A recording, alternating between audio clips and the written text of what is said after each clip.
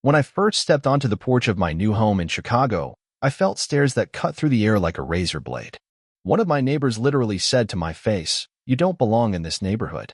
15 minutes later, the police arrived, because I was a black woman who was just unpacking. But this was only the beginning. The truth that came out later changed everything. My name is Malcolm James. I'm 38, and today I was facing a new chapter in my life. I bought a house. Not just any house, it was my dream. A space of my own, after years of renting apartments, noisy neighbors, and weekly payment notices. I moved to West Haven, Illinois, a quiet, upscale suburb of Chicago. There were no sirens at night, no trash on the sidewalks, no gunfire at the end of the block. Everything here looked right. I pulled my Toyota Camry to a stop on the sidewalk. The car was packed to the roof with boxes. I got out and stretched. My back was aching, but my soul was singing. The autumn air was fresh. The trees sparkled with fiery colors. I closed my eyes for a moment. It was supposed to be a day of joy, a day of victory, but it started to come apart at the seams within 5 minutes. I opened the trunk and pulled out the first box of books. I took a few steps to the porch and froze. I felt him. The look.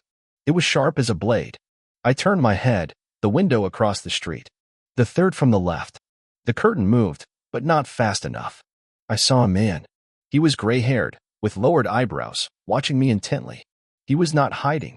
He was assessing me. I smiled and nodded. Nothing in return. No blinking, no surprise. The curtain just fell like a flap in a theater. But the performance was just beginning. The next hour passed in boxes and tension.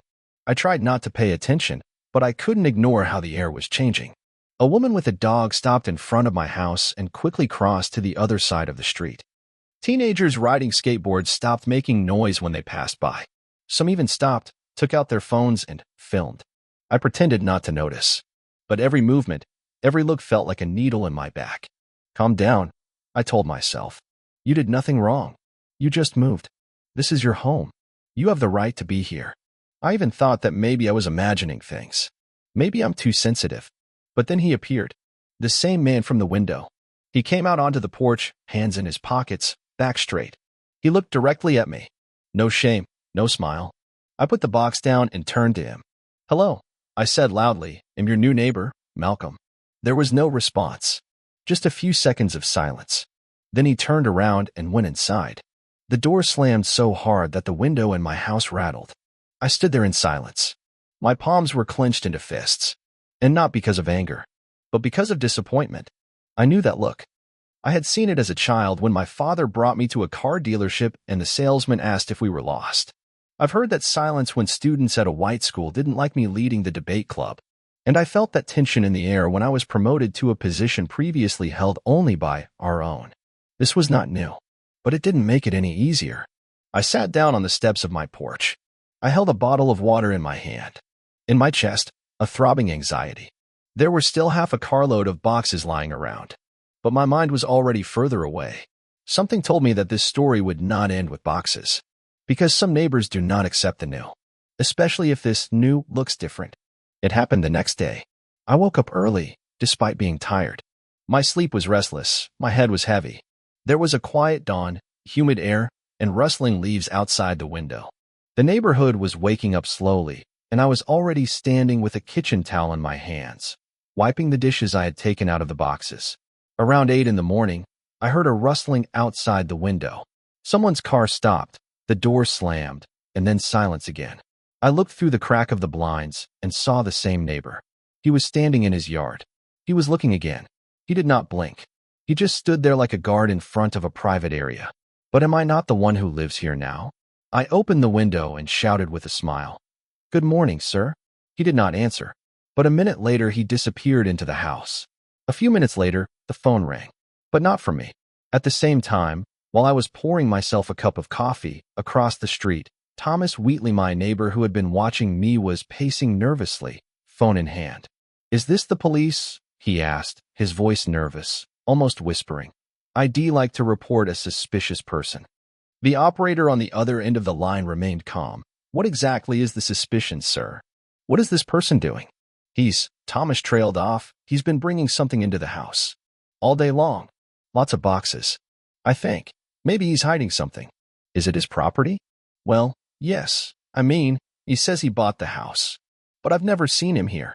And, you know, he doesn't look like someone who usually lives here. There was silence. The cameraman paused, and it was louder than any words. Sir, do you realize how this sounds? I just want safety for the neighborhood. It's a peaceful, good community. Is the man behaving aggressively? No. But he's a stranger. Unfortunately, that was enough. 20 minutes later, I heard sirens. I went out on the porch with a cup of coffee in my hands.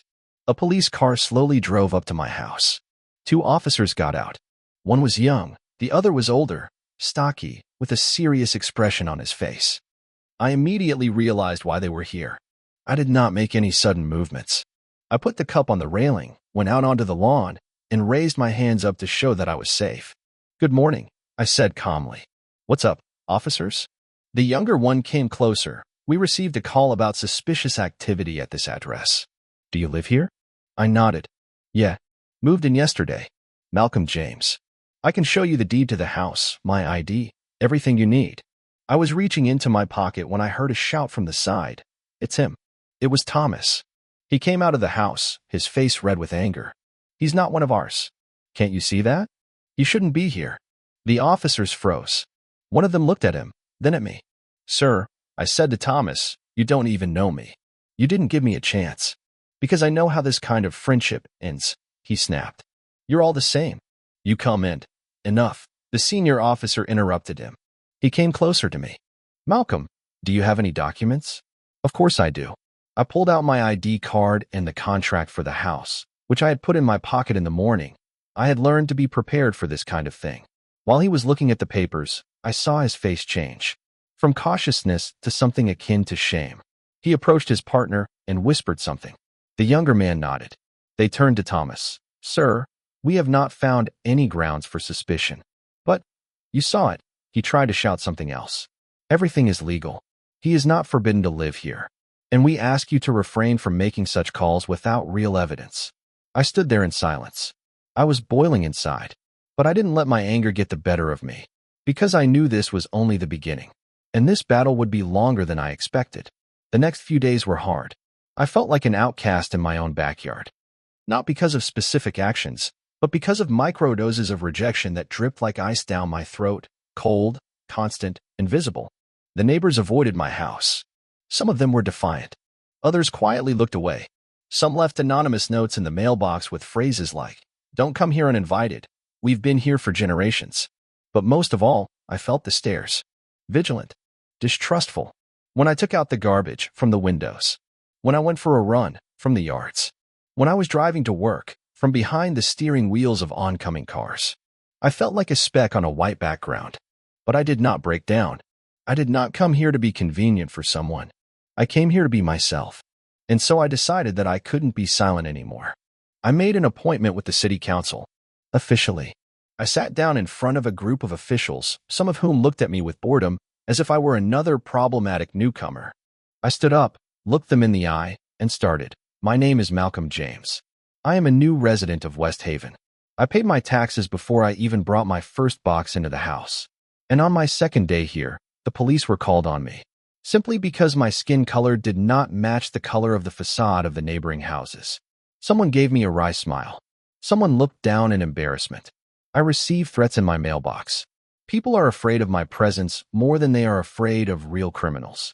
I do not demand special treatment. I demand human treatment.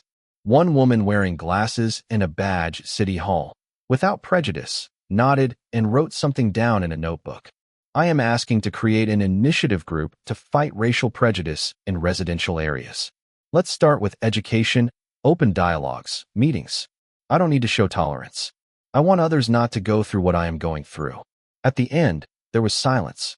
Some people applauded. Someone just got up and left. But I knew that someone had heard. On my way home, I saw a familiar postman. He stopped and nodded. Hold on, brother, he whispered. I've seen what happens here. But they don't last forever. And you are worthy. And these words, however small, gave me strength. But not everyone liked the fact that I was raising my head. The next morning I left the house and saw the scratched door of my car. Someone had written white paint on the trunk, "You don't belong here." I stood there motionless, my heart beating like a drum. Not from fear, It was from determination. I called the police, but I didn't ask them to get me off. I wanted to report the crime. I wanted an investigation. And now it's official. Because the fight does not begin with shouting, but with action. And when the officers arrived, it was a different story. They did not ask unnecessary questions. They listened. They took notes. They looked me in the eye, not over my head. And then I realized, change does not begin when you are accepted. It starts when you are no longer afraid of being rejected. I did not know who left the inscription on my car, but I knew that the whole neighborhood had seen it. This time there was no way to turn away. People would come out in the morning with coffee in their hands, stop, look at the white paint, and walk on in silence. No one approached. No one asked. Except for one person. On the second day after the incident, when I was still wiping the remnants of the paint from the trunk, I heard footsteps behind me. "Good morning," a man's voice said. I turned around. Jackson Brooks was standing in front of me, a short old man I had seen a couple of times walking his Labrador. Now he was without his dog, with a thermos in his hand and a slightly guilty look on his face. "I saw what happened," he said, "and I want to say that I am ashamed. Not for myself, but for not saying anything." I looked at him in silence. He took a step closer. "My wife has been dead for 3 years. She taught me that silence is also a choice, and a bad choice." He extended his hand to me. "My name is Jackson, and if you need anything, I'm here for you." It was the first real gesture. Not an apology for the others. Not a cautious friendliness. It was simple, honest support. I shook hands. For the first time since moving in, I felt like I was not alone. A week later, Jackson and I organized our first neighborhood meeting. The place was modest. The lawn in front of my house, a few folding chairs, thermoses of coffee, and homemade cookies brought by 2 neighbors. At first, only 5 people showed up. Jackson, a young mom from the house across the street, a student of Asian descent, a couple of retirees. But that was enough. I opened the meeting without any formalities. "I don't apologize for living here, but I want us to start talking. Because silence is what allows fear and hatred to grow." It was uncomfortable, but it was honest. People were listening. They asked questions. Someone said, "I don't know what to say, but I want to listen." And that was enough. We talked about everything. What racism looks like in everyday life. How hard it is to ask for help when people don't believe you. How painful it is when your presence is automatically perceived as a threat.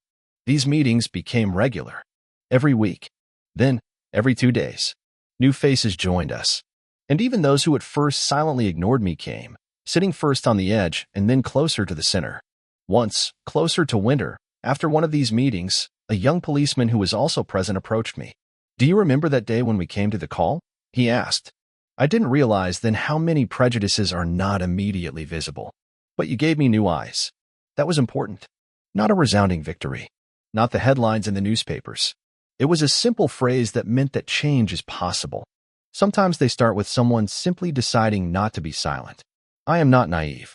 I know that a scratched car is just a symptom. The problem is deeper. But now I had a community. A small one. Tentative. But real.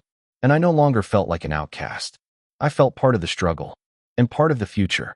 I stood at the window, watching the snow fall in an even layer on the streets of West Haven. There was silence in the air. But not the kind that scares you. The kind that lets you breathe. It's been almost 2 months since I moved. And although a lot has changed, one thing has remained the same. Thomas Wheatley, my neighbor. He disappeared from our meetings. From the street. Even from his own backyard. His blinds remained closed and his gate locked. People started to notice. And asked questions. But he remained silent. And then, one frosty evening, there was a knock at my door. I opened it and saw him. He stood there like a ghost of the past. His face was pale, his eyes were deep-set, and his hands were trembling. "May I?" His voice was quiet, as if he was afraid of himself. I invited him inside. Without a word. He sat down on the edge of a chair without taking off his coat. He looked at me, then looked down. "I've done a lot of stupid things," he began. "When you arrived, I was scared. I don't know why. Maybe that the world was changing. And I was stuck in the past. I didn't say anything. I saw how you were holding on. How people started listening to you. How the neighborhood came alive. And I have no more excuses. You scared me, Thomas," I said finally, not with words. "With your eyes. Your silence. With the call to the police." He nodded. His eyes were moist. I understand if you don't forgive me. I wanted to say that I won't be silent anymore. And I won't let anyone else be silent. I looked at him for a long time, not with contempt, and not with pity, but with the realization that even the hardest ice can melt if the sun is there. Forgiveness is not a door. It is a path, I said. And if you are really ready to go, I will not stand in the way. He stood up. He shook my hand. For the first time, sincerely. And then he left. Spring came slowly. But it came. And with it came new meetings, new faces, new dialogues. Jackson and I, along with a few other neighbors, initiated the Community Voice program. School students wrote essays about tolerance, and elderly residents held tea parties with new families in the neighborhood. One day, Thomas spoke publicly. He said, "It was easier for me to see the enemy than the person. But Malcolm taught me to see the heart, not the skin. Today, when I go out into the street, people wave to me. When I run in the morning, people smile at me. When I speak, they listen to me. This is not a perfect place. And the people are not perfect. But we are building a new one. Together. And when someone asks me why I didn't leave when it was hardest, I answer simply, because changes do not come by themselves. They are brought by those who do not give up.